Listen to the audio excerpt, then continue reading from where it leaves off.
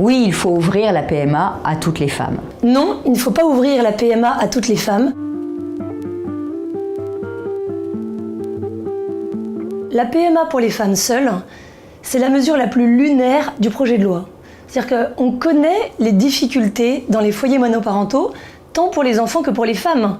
Difficultés financières, difficultés scolaires, accès au logement, solitude dans l'éducation, épuisement de la mère parfois.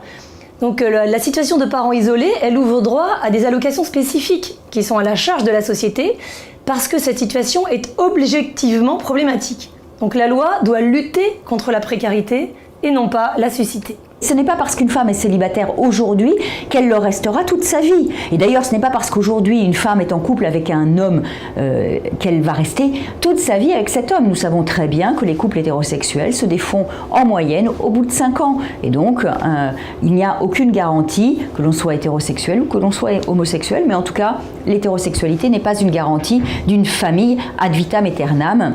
Moi, je suis pour la liberté de choix, c'est-à-dire que je peux entendre que des gens souhaitent que, pour eux, en effet, il faut être un couple homme-femme, et je leur laisse absolument la liberté de fonder leur famille de cette manière, mais je pense qu'il n'y a pas que cette manière-là de faire famille, et qu'il y a d'autres désirs qui s'expriment dans la société française, qui d'ailleurs en réalité existent déjà, mais qu'aujourd'hui il faut sécuriser juridiquement, et qu'il faut qu'il y ait la place pour toutes les manières de faire famille. Il y a déjà des femmes seules ou en couple qui font des PMA, notamment à l'étranger, mais il est possible de faire presque tout quelque part sur la planète.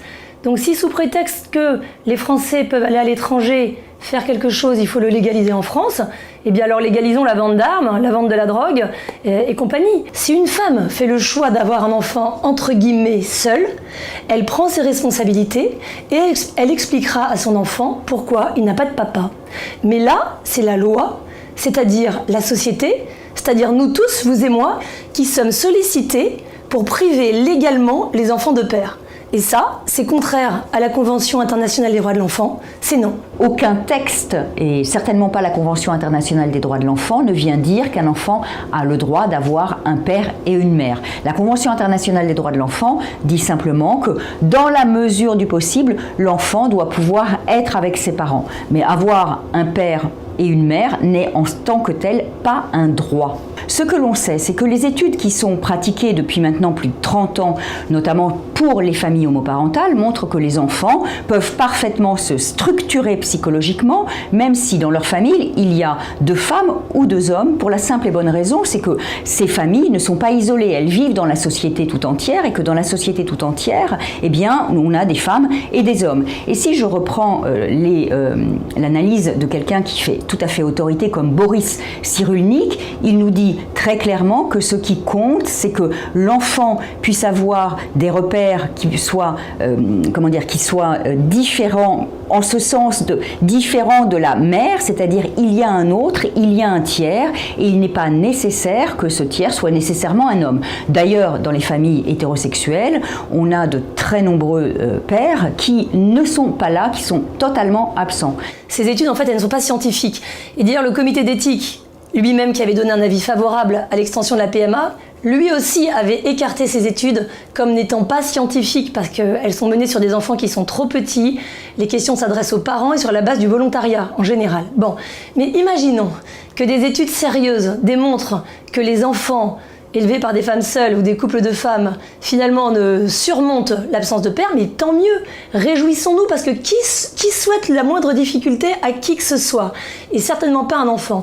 Mais ce n'est pas parce qu'on peut surmonter l'absence de père, ce n'est pas parce qu'on peut surmonter une difficulté qu'il deviendrait légitime que la loi organise définitivement cette difficulté. À ce compte-là aussi, on pourrait avoir une étude qui nous montre que les personnes qui ont un bras en moins, eh bien, vont aussi bien que les autres, qu'elles réussissent leur vie. Bon, est-ce que ça deviendra légitime de couper le bras de quelqu'un pour satisfaire mon désir? Bien sûr que non. L'extension de la PMA est un pas, c'est pas le premier, c'est un pas vers la gestation pour autrui, parce que cette revendication de la PMA pour toutes s'appuie sur une vision erronée de l'égalité qui voit dans les différences naturelles des discriminations. C'est-à-dire que le levier, c'est qu'une femme seule ou 2 femmes, encore une fois homosexuelles ou hétérosexuelles, peu importe, la réponse est la même, une femme seule ou 2 femmes ne peuvent pas engendrer un enfant, et de ce fait elles seraient discriminées par rapport à un couple homme-femme. Mais alors dans ce cas, dans cette perspective, un homme seul ou deux hommes d'ailleurs qui ne peuvent pas porter un enfant, donc qui n'auraient pas accès eux à la PMA, sont aussi discriminés.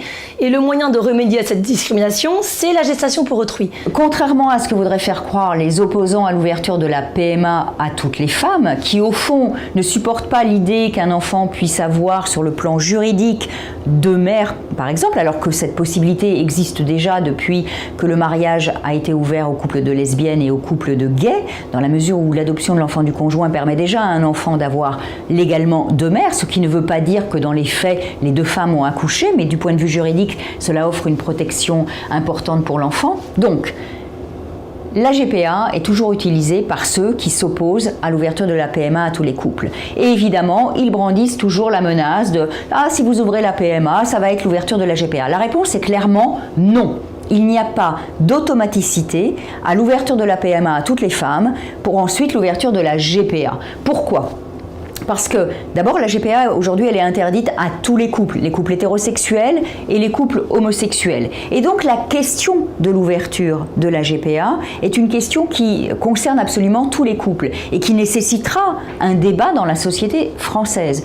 Vous avez de nombreux pays qui ont ouvert les PMA à toutes les femmes et qui n'ont pas ouvert la GPA. Prenez par exemple l'Espagne. L'Espagne n'a pas ouvert la GPA. Le Danemark n'a pas ouvert la GPA. La Finlande n'a pas ouvert la GPA. Donc, contrairement à ce qu'on essaie de vous faire croire, il n'y a pas d'automaticité. Ce qui ne veut pas dire que le débat sur la GPA ne se posera pas. Et il y aura ceux qui sont favorables et ceux qui ne sont pas favorables et chacun échangera ses arguments.